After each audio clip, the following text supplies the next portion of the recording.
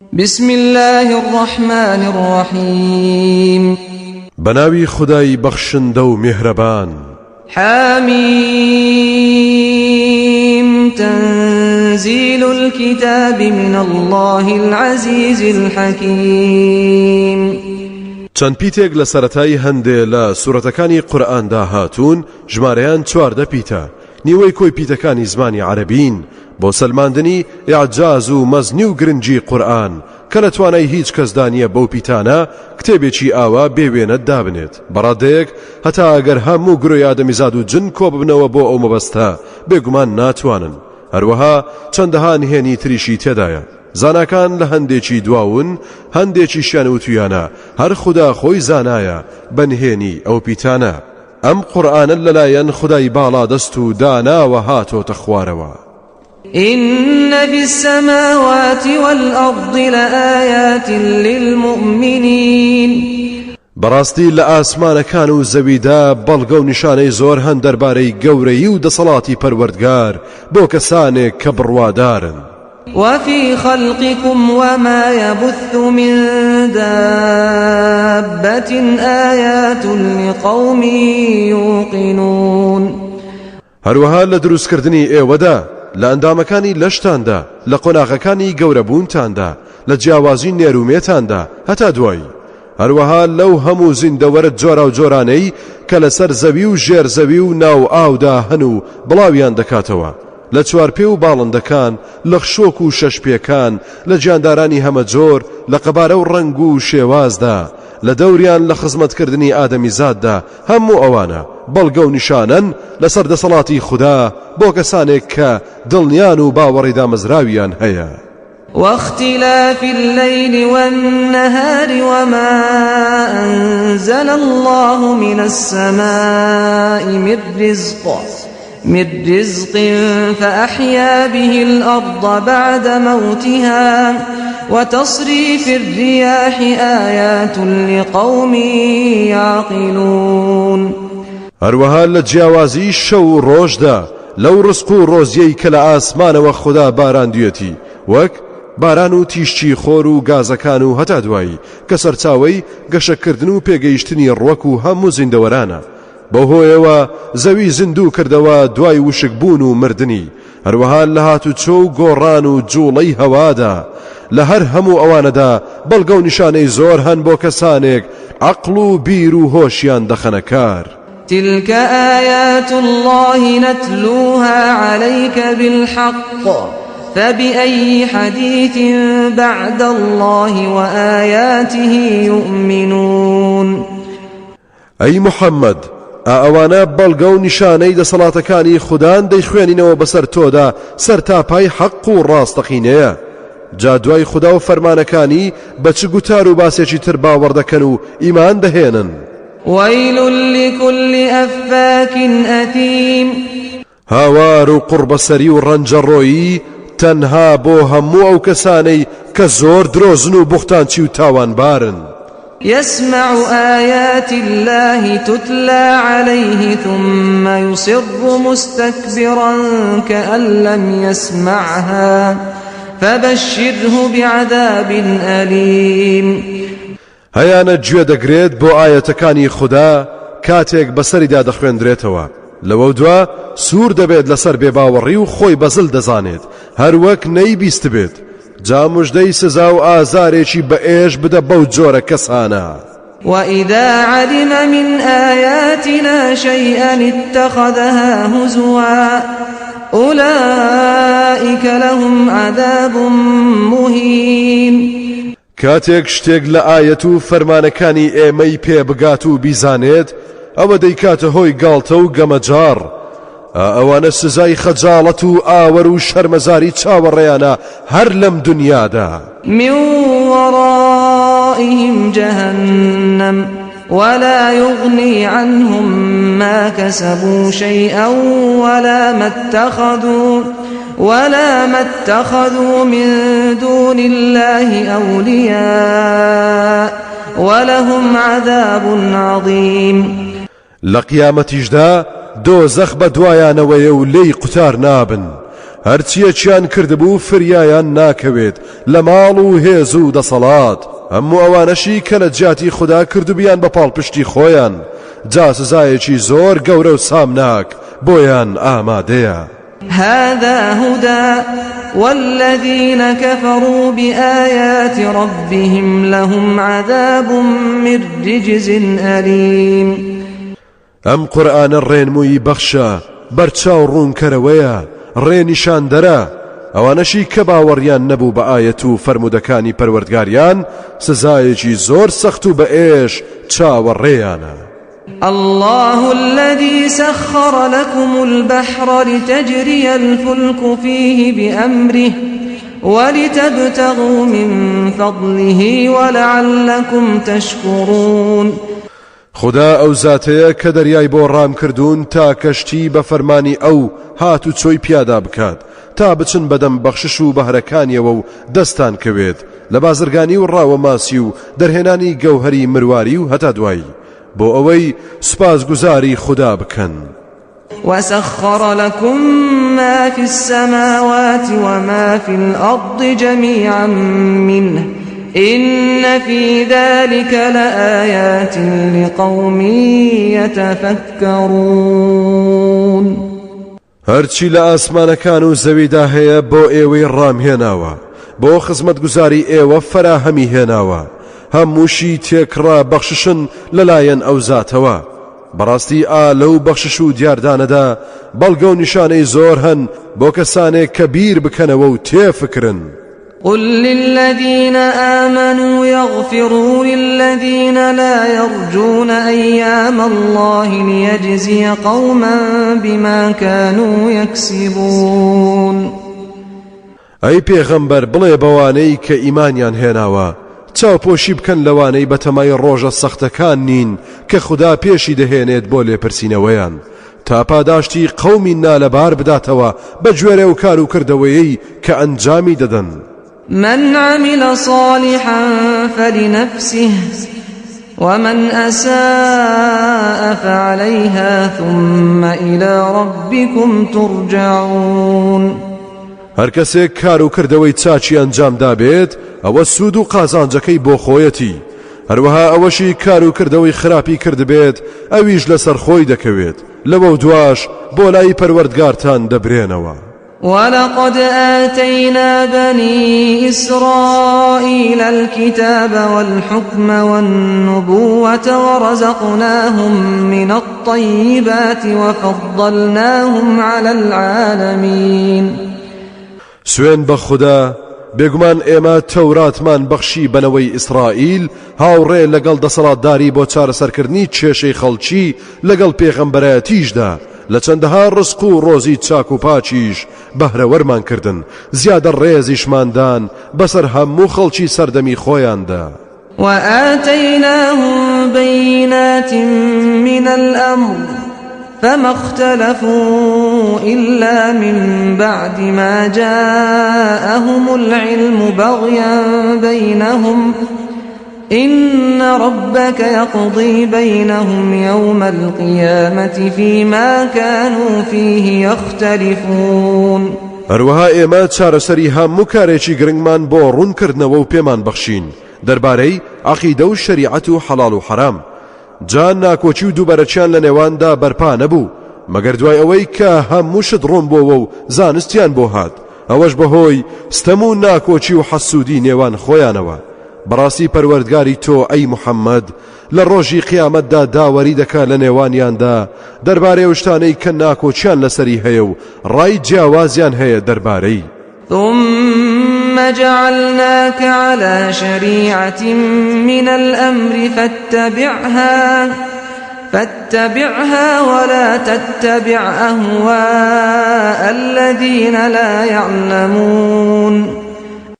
لەوە دوای ئێمە تۆمان ئەی موحەممەد خستۆتە سەر بەرنامەیەکی ڕاست و ڕەوان لە هەموو کاروبارێکی ئەم ئاینەدا کەواتە شوێنی بکەوە و لێی لامەدا نەکەیت شوێنی هەوا و ئارەزوی ئەوانە بکەویت کە نازان و نافامن. إنهم لن يغنوا عنك من الله شيئا وإن الظالمين بعضهم أولياء بعض والله ولي المتقين. بێگومان ئەوانە هیچ کات فریاد ناکەون و لە دەستی خوددا ڕزگارت ناکەن ئەگەر خوددا لە خۆت بڕەنجێنیت و نافەرمانی بکەیت. بەڕاستی ستەمکاران هەندێکیان یار و یاوەری هەندێکیانن، خودداش پشت و پەناو خۆشەویستی دیندار و چاکانە. هذا بصائر للناس وهدى ورحمة لقوم يوقنون.